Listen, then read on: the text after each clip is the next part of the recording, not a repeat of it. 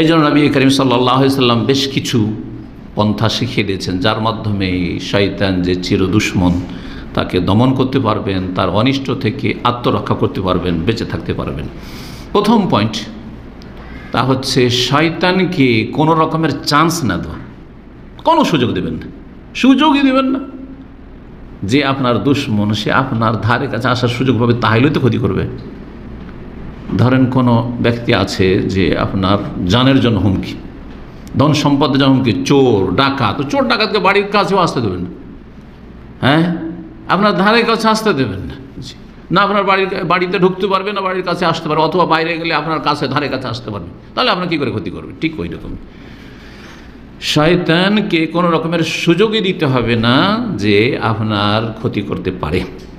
শয়তান সবসময় সর্বাত্মক চেষ্টা করে যে মানুষও এরকমই যেন খবিস হয়ে যায়, যেমন জিন শয়তান হচ্ছে খবিস, জিনের মধ্যে কার শয়তান যেমন খবিস, ঠিকই তেমনই চায় যে মানুষও কি হয়ে যাক, খবিস হয়ে যায়, নোংরা হয়ে যায়, পাপী হয়ে যায়। এই জন্য মানুষকে ভালো কাজ থেকে যথাসাধ্য দূরে সরাবার চেষ্টা করে।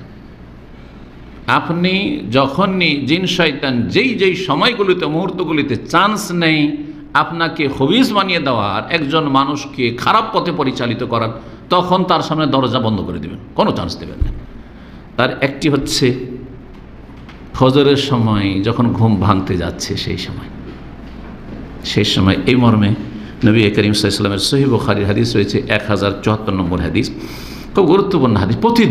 প্রতিদিন চান্স নিয়ে থাকে, সবার ক্ষেত্রে, আমার আপনার সবার ক্ষেত্রে শয়তান চান্স নিয়ে থাকে যে দেখি আজকে একে ধ্বংস করব, এর ঈমান আমল ধ্বংস করব, একে জাহান্নামের রাস্তায় নিয়ে যাব, একে জান্নাতের পথ থেকে অপসৃত করব।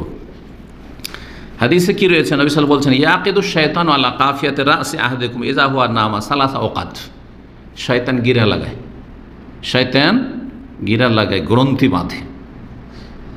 কয়টি? 3টি।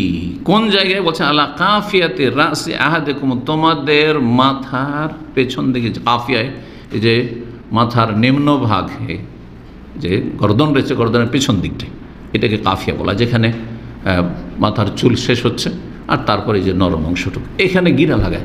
কেমন করে গিরা লাগায়? এটা গায়ব। কারণ ঈমানের প্রথম শর্ত হচ্ছে আল্লাযীনা ইউমিনুনা বিল গায়ব, যারা না দেখে কি করে? বিশ্বাস করে।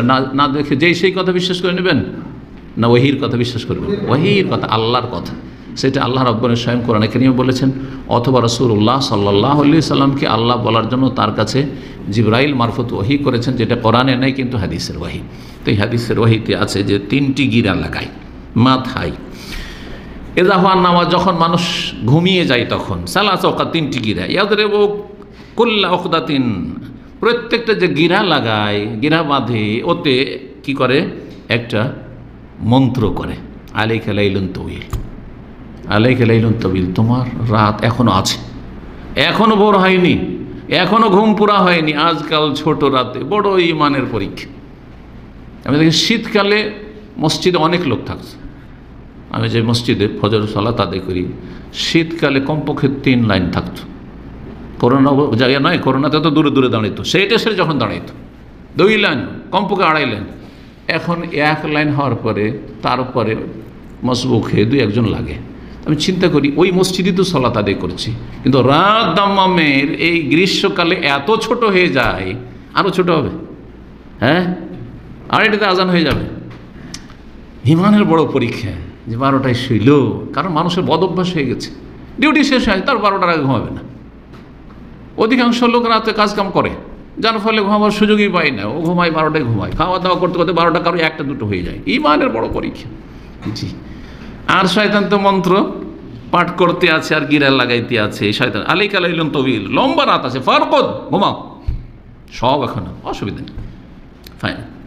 এই যে মন্ত্র করে ফাইনিস্তাই খাজা, কিন্তু যদি আপনি জেগে যান, অ্যালার্ম লাগিয়ে রাখলেন, অথবা আজান শুনতে পেলেন, অথবা কেউ জাগিয়ে দিল আপনাকে, কোনো একটা তদবির হইতে হবে, কোনো একটা ব্যবস্থা রাখতে হবে। এই নয় যে ব্যবস্থা নেই, না না, আমি অনেক ভাইকে দেখেছি, আমি বলি যে একসময় পরীক্ষা করেছি, আপনারা অ্যালার্ম লাগাবেন, তো উত্তরগুলো শুনবেন, বলছে শেখ আমার অ্যালার্মের প্রয়োজন হয় না। আমি বলে যে নিশ্চয় দোষ আছে, আমি 3টা লাগাই, আর এর অ্যালার্মের প্রয়োজন হয়নি, আমার প্রয়োজন না হোক তবুও লাগাই আমি। আর আপনি বলবেন অ্যালার্মের প্রয়োজন হয় না সেজন্য লাগাই না, এটা কোন সাহস? এটা একটা ইমানের দুর্বলতা। এটা হচ্ছে অযত্ন হওয়া তাহলে এই ক্ষেত্রে, ফজরের সালাতের ক্ষেত্রে। তো যদি জেগে যাই, যখন জেগে গেলেন প্রথম কথা, শয়তান কি বলছে? জাগিও না, রাত আছে, আর আপনি জেগে গেলেন। তারপরে 2 নম্বর কি করলেন? যিকরুল্লাহ, ফাযাকার আল্লাহ, যিকির আজকার করলেন, আলহামদুলিল্লাহিল্লাযী আহইয়ানা বা'দা মা আমাতানা ওয়া ইলাইহিন নুশুর। আর কি পড়লেন? আর কোনো দোয়া জানা আছে? আলহামদুলিল্লাহিল্লাযী আফানি ফি জাসাদি ওয়া রাদ্দা আলাইয়া রূহি ওয়া আযানা লি বিযিকরিহি। এই দোয়া অনেকের মুখস্থ নেই, আছে? কার মুখস্থ আছে দেখি এই দোয়া? এই করতে হবে। এই দোয়াটা খুব আমাদের সমাজে অপরিচিত, কিন্তু খুব গুরুত্বপূর্ণ অর্থগুলি। সামনে সপ্তাহে ইনশাআল্লাহ ঘুমের আলোচনা যখন করব, ঘুমের জিকির আজকারে, তখন ওর অর্থ বলবো, আজকে বলবো না, সময় নেই।